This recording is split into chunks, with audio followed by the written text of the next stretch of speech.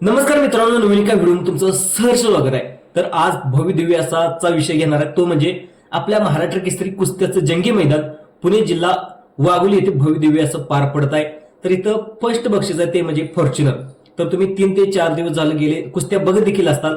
काल अतिशय अटीतटीच्या कुस्त्या पार पडल्या. त्यामध्ये पृथ्वीराज मोहोळ गेल्या वर्षी जो महाराष्ट्र केसरीचा मानकरी झाला होता, त्या मानकरीमध्ये देखील कुस्ती पार पडली.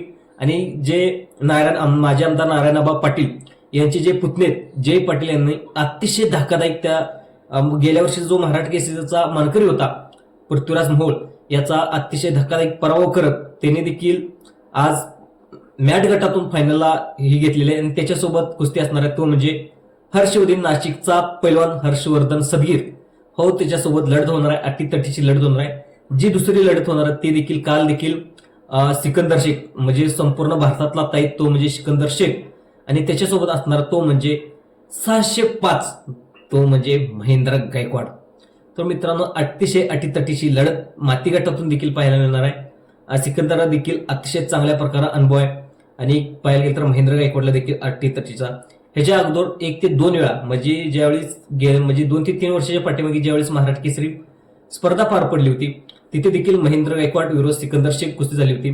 त्या कुस्तीमध्ये त्याचा निकाल पाहता महेंद्र गायकवाड चढ ठरतोय. दुसरं पाहायला गेलं तर अजून एक मैदानी कुस्ती झाली होती. त्या मैदानी कुस्तीमध्ये देखील महेंद्रने सिकंदरला पराभव केलं आणि महाराष्ट्रातला एकमेव जो पैलवान आहे तो म्हणजे महेंद्र गायकवाड 605 महेंद्र गायकवाड. तर मित्रांनो, हो देखील अटीतटीच्या माती गटातून आणि सिकंदरने देखील चांगल्या प्रकारे तयार केली असणार. त्याला देखील माहित आहे जो महेंद्र गायकवाड यांचा जो वीक पॉईंट आहे त्याच्यावरती देखील सिकंदर त्याला पराभव करण्याचा प्रयत्न करणार. तो देखील म्हणजे झुंज देणारा आणि शेवटपर्यंत कुस्ती करणारा पैलवान आहे. मित्रांनो, माती गटातून कोण फायनलला पात्र ठरेल, नंतर पाहायला गेलं तर मॅट गटातून कोण फायनल ठरेल, तर माझ्या मते मॅट गटातून हर्षवर्धन सदगीर हा फायनलसाठी पात्र ठरू शकतो. आणि दुसरं पाहायला गेलं तर माती गटातून फायनलसाठी पात्र ठरू शकतो तो म्हणजे आपला महेंद्र गायकवाड.